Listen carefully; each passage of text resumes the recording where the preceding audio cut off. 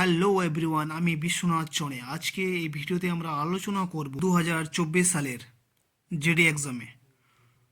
তো তোমরা এই কোশ্চেনটি অবশ্যই তোমাদের স্ক্রিনে দেখতে পাচ্ছ। তো এই কোশ্চেনে বলা হয়েছে যে মহেশের কাছে 1617 টাকা আছে।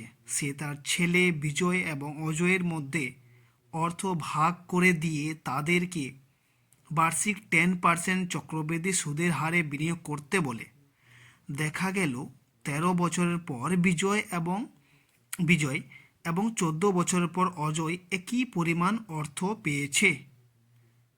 মহেশ বিজয়কে কত অর্থ দিয়েছিল? তোমরা এই কোশ্চেনটি ভালো করে পড়ো,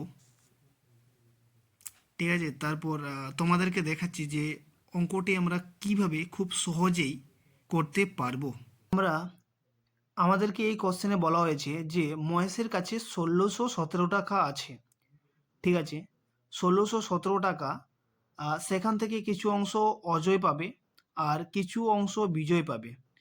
তো বিজয় যে টাকাটি পাবে সেটা আমরা ধরলাম বি ইন্টু, এখানে একটি ইকুয়েশন তৈরি করতে হবে আমাদেরকে। সেটি হচ্ছে বি ধরলাম, মানে বিজয় যে টাকা পাবে সেটি, আর পার্সেন্টেজ কত আমাদেরকে দেওয়া হয়েছে, মানে রেট কত দেওয়া হয়েছে সেটি হচ্ছে 10%, ঠিক আছে? 10% দেওয়া হয়েছে। 10-এর ফ্র্যাকশন ভ্যালু হচ্ছে 1/10। আর আমাদেরকে বলা হয়েছে যে বৃদ্ধি পাবে অবশ্যই। ব্যাংকে যদি আমরা টাকা জমা দিই তাহলে অবশ্যই সেটির রেট বাড়বে, তাই না? তাহলে নিচে কত লিখবো আমরা? 10 লিখবো। আর ব্রেকেট দিয়ে আমরা উপরে লিখব 13। হয়তো তোমরা অবশ্যই বুঝতে পারছো যে আমি উপরে 13 কেন লিখছি। 13 লেখার কারণ হচ্ছে 11/10 13 বার গুণ হবে। কেন গুণ হবে? 13 বছর সেই টাকাটার বৃদ্ধি পাবে, সেই টাকা বৃদ্ধি পাবে। তাই কত পার্সেন্ট অনুযায়ী? 10% অনুযায়ী, তাই আমি সেখানে 13 লিখলাম। আর অজয়ের ভাগ আমি ধরলাম।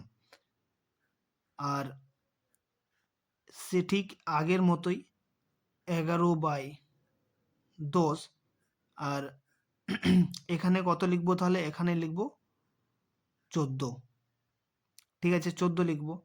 তাহলে একে যদি আমরা সলভ করে যদি এ এবং বি এর রেশো এখান থেকে বার করি তাহলে কত পাবো? 13 দিয়ে এই 14কে কাটলাম, তাহলে ঠিক কত থাকলো?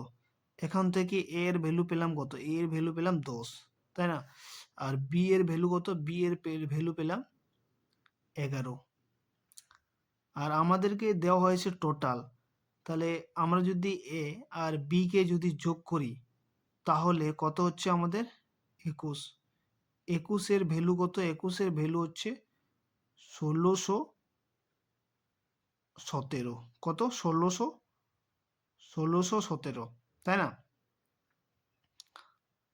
তাহলে আমাদের কার ভ্যালু জানতে চেয়েছে? হচ্ছে বিজয়ের ভ্যালু জানতে চেয়েছে। বিজয় তার মানে 11। আমরা এটি খুব সহজেই করতে পারি যদি এটিকে সলভ করি। তাহলে প্রথমে 7 দিয়ে ভাগ করব। 7 3 21, তাই না? 7 2 14, 7 2 14, 7 3 21, 7 1 7। পরে আমরা একে 3 দিয়ে কাটবো। 3 দিয়ে কাটলে কত হবে? 7 3 21, 7 3 21, 77 হচ্ছে, তাই না? এখানে কত হচ্ছে? 77। 77কে যদি আমরা 11 দিয়ে গুণ করি তাহলে এখানে কত হবে? 7 হবে, 4, আর এখানে কত হবে? 8। কত হলো অ্যান্সার? 847 হলো আমাদের অ্যান্সার। আমরা যদি এইভাবেই প্র্যাকটিস করি তাহলে এটিকে আমরা খুব সহজে 1 মিনিটের মধ্যেই করে নিতে পারবো। Thank you.